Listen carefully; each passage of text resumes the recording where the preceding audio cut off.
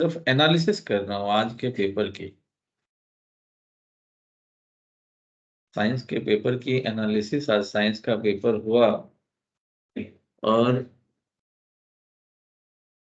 मुझे पूरी उम्मीद है कि आप लोग अच्छा ही लिख के आए हैं। और यहाँ पे आपकी कोई समस्याएं हैं तो उसके लिए आप एनालिसिस तो जरूरी है ना, खाली पुलाव तो बनाने से काम चलता नहीं है। तो आप ये देखेंगे कि हाँ हमने क्या सही किया और क्या गलत किया, इसके लिए सारी चीजें एक बार बता दूं मैं आपको।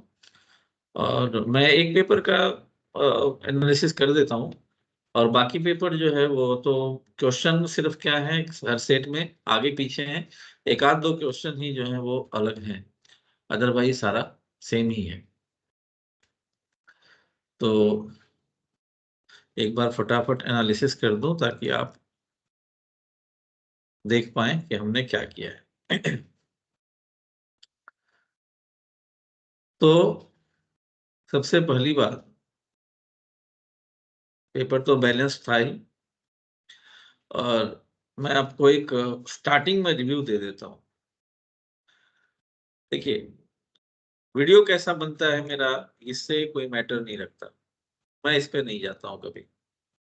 मैं आपको क्या प्रोडक्ट दे रहा हूँ ये मायने रखता है। मैं हमेशा कोशिश करता हूँ कि आपको बेहतर और टू द पॉइंट टॉपिक दिया करो।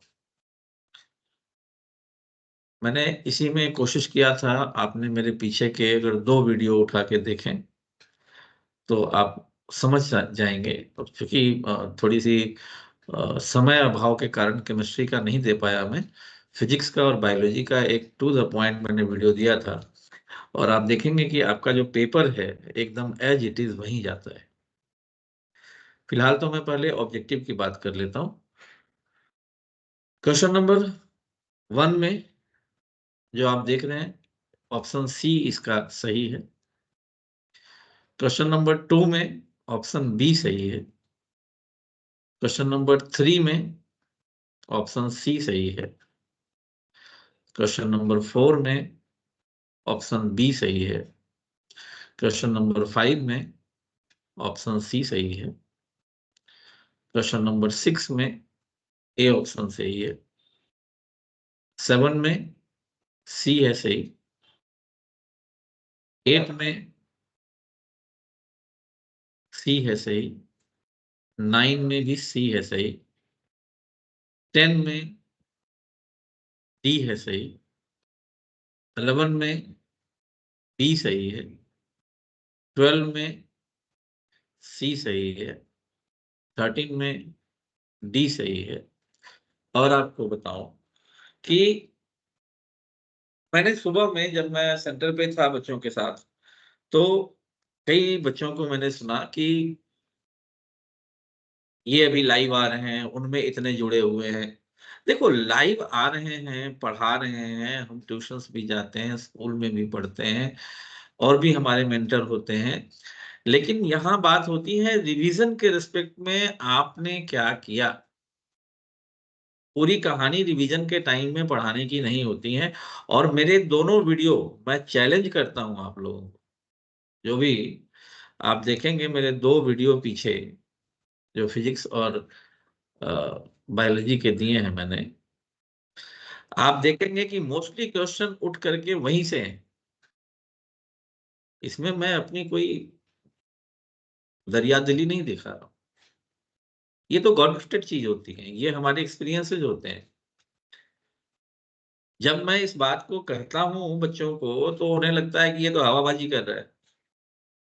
लेकिन प्रत्यक्षम किम प्रमाण प्रमाण, प्रत्यक्ष को प्रमाण की क्या जरूरत है, आप खुद देखें। अगर आपने देखा होगा तो आपको ये क्वेश्चन आसान लगेगा, और नहीं तो मिस्टर जी, मिस्टर फलना जी, मिस्टर ढिकना जी का वीडियो देखते रहिए, उससे कोई फर्क नहीं पड़ता। आप फिर कहेंगे कि क्वेश्चन बड़ा टफ था। टफ और मुश्किल कब होता है ये आप भी जानते हैं। तो क्वेश्चन नंबर 14 में ऑप्शन डी सही है। क्वेश्चन नंबर 15 में सी सही है। 16 में भी सी सही है। और उन बच्चों के लिए भी मैं कह रहा हूं जिनको मैंने कुछ खास टिप्स दिए थे, जो नीचे से अव्वल थे, अगर उन्होंने मेरे टिप्स को माने होंगे तो वो भी एकदम अव्वल ही रहेंगे। और अगर नहीं माने होंगे, उनको लगा होगा सर तो बस यूं ही भौंक देते हैं, तो फिर भगवान जाने, जो होगा वो उनकी किस्मत पे होगा। खुद ही वो सोचेंगे कि हमने ऐसा क्यों किया था। इसके बाद क्वेश्चन नंबर, ये जो असर्शन रीजन के क्वेश्चन थे, कहाँ गया, क्वेश्चन नंबर 17 से 20 तक के जो क्वेश्चन थे, तो 17 में आंसर ए सही है, 18 में आंसर ए सही है, 19 वाले क्वेश्चन में ए सही है, और 20 वाले क्वेश्चन में बी सही। अब आ जाते हैं, क्या आपको मैंने पिछले वीडियो में डायरेक्शनल ग्रोथ, मूवमेंट, इन सब की बात नहीं करी थी, बताई थी कि इंपॉर्टेंट। क्या आपको मैंने हर्बीवोरस, ये कार्निवोरस, और ये मैंने ऑफलाइन क्लास में मैंने आपको बताई है, ऑनलाइन में मैं कुछ नहीं कर सकता हूँ इसको। और इसी तरह से इक्वेशन बैलेंस करने के लिए हिट एंड ट्रायल मेथड का यूज करना है इसमें। Two magnetic field lines do not intersect each other, magnetic field line की सारी बातें, प्रॉपर्टी तक मैंने बताई हैं पीछे, इन्हीं दो वीडियो में जो पीछे की बात कर रहा हूँ। आपने ध्यान नहीं दिया तो, पढ़ा नहीं, देखा नहीं, तो क्या करें उसका। पैटर्न बिल्कुल डायग्राम के अलग से मैंने आपको सारे दिखाए हैं कि ये डायग्राम इंपॉर्टेंट है, डायग्राम। इसके बाद न्यूमेरिकल, न्यूमेरिकल अलग से मैंने आपको करके फिजिक्स में सारा बताया कि ये न्यूमेरिकल आपको करना है। नंबर तो अलग होंगे ना भाई। इसके बाद देखिए ओजोन की बात मैंने आपसे की, इन्हीं दो वीडियो में, पीछे के दो वीडियो। इसके बाद magnetic field produced around the current carrying state conductor, इन्हीं वीडियो में बात की मैंने आपसे। रिफ्लेक्स एक्शन, इन्हीं वीडियो में बात की आपसे। थ्री चैम्बर्ड हार्ट की बात तो मैंने नहीं की थी, लेकिन आप अगर उस बायोलॉजी के टॉपिक को पढ़ते, समझते, तो आप इसका जवाब भी दे सकते थे। लिम्फ की बात की मैंने आपसे, जिप्सम पूरी अच्छे से इसकी प्रिपरेशन वगैरह सब बताई मैंने इन्हीं दो वीडियो में। डिकम्पोजिशन रिएक्शन एग्जाम्पल तक मैंने आपसे कही। इसके साथ साथ ये मैंने खास करके बात की थी कि भाई अगर दो तीन रजिस्टर दिए हों तो उनका अगर कुछ इस तरह से बनाना हो एक सिंगल रेजिस्टेंस, तो हम क्या करते हैं, कैसे करते हैं। ये तो कुछ जो मैं टाइप कर पाया और जो अवेलेबल हुआ उसकी बात मैंने की। उसके सिवा मैं बताता हूँ आपको, मेरे पास है ये सेट नंबर 2, और सेट नंबर 2 में क्वेश्चन नंबर 22 से मैं बात करता हूँ। 22 एज इट इज आप लोगों को समझाया मैंने। 23 23 लेटरल डिस्प्लेसमेंट और डायग्राम वाला क्वेश्चन एज इट इज बताया मैंने आपको। 24 एज इट इज बताया। 25 यूरिन का एज इट इज बताया हूँ। 26 मैंने आपको कहा कि बैलेंसिंग मैंने नहीं करवाया, केमिस्ट्री का टाइम नहीं मिला मेरे को। 27 बताया हूँ आपको, पीएच स्केल, पीएच वैल्यू, लेकिन दो में नहीं, दो जो कि बायोलॉजी और फिजिक्स के हैं उसके पहले वाले में। इसके बाद रिफ्लेक्स एक्शन 29 क्वेश्चन में बताया ये भी आपको। ये प्लांट, डियर और लायन का जो 31 नंबर क्वेश्चन है, एज इट इज मैंने आपको बताया। फिर मैंने आपको ओजोन का बताया ही कि एज इट इज क्वेश्चन बताया। प्रिज्म से 32 नंबर क्वेश्चन, प्रिज्म से जो गुजर रहा है ये लाइट और किस तरह से स्पेक्ट्रम बनती है उसकी वेबक्योर का, तो वो मैंने एज इट इज आपको बताया। इसके बाद जो सेफ्टी के लिए फ्यूज यूज होता है, पीछे 2 एक वीडियो में आपको मिलेंगे। इसके बाद आपको केमिस्ट्री में ये फंक्शनल ग्रुप और एसिड के प्रॉपर्टी, उसके बाद सबसे बड़ी चीज तो मैंने आपको शॉप के और डिटर्जेंट के क्लींजिंग इफेक्ट को इतने प्यार से बोला कि इसको करना ही है। इलेक्ट्रिक पावर की बात करी मैंने अभी फिजिक्स में लास्ट डे ही। इसके साथ साथ complete R is equal to rho L upon A के ऊपर न्यूमेरिकल, साथ साथ इसके पूरे जूल्स लॉ मैंने आपको बताया। इसके बाद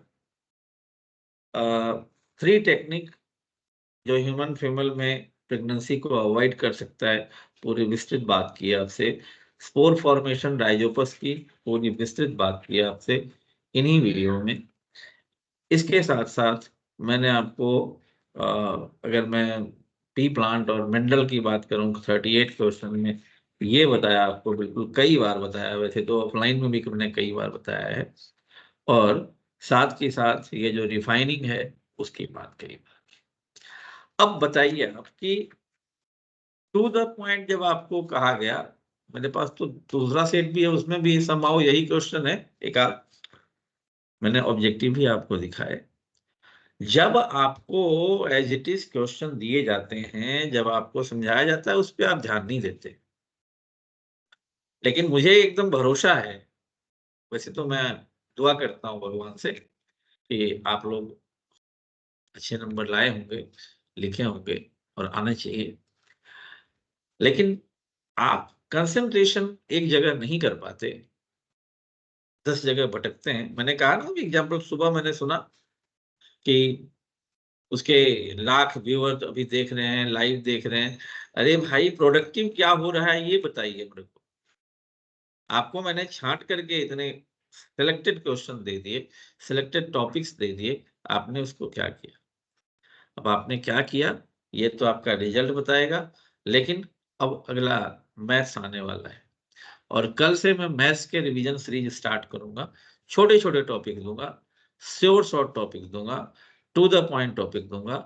आगे आप करते हैं या नहीं करते हैं ये आपके ऊपर डिपेंड करता है।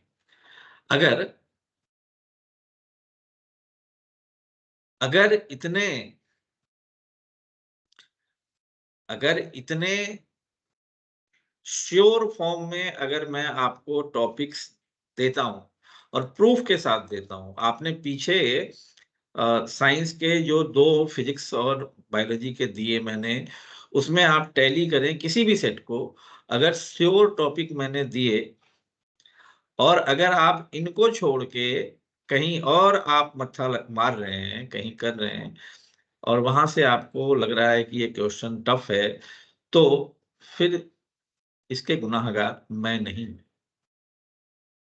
इसी तरह से मैथ्स के भी सीरीज मैं कल से स्टार्ट करूंगा और मैथ्स में भी मैं फिर से आगाह कर रहा हूँ, sure short topic, to the point topic, सबको समझने वाले टॉपिक, और जो अभी तक भी नहीं पढ़ा उसको भी पास करवाने की वाला टॉपिक मैं आपको देने जा रहा हूँ कल से।